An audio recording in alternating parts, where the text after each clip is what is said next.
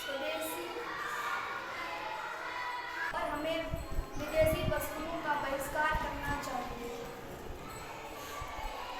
अतः स्वदेशी अपना आर्थिक विकास का साधन नहीं बल्कि देश प्रेम का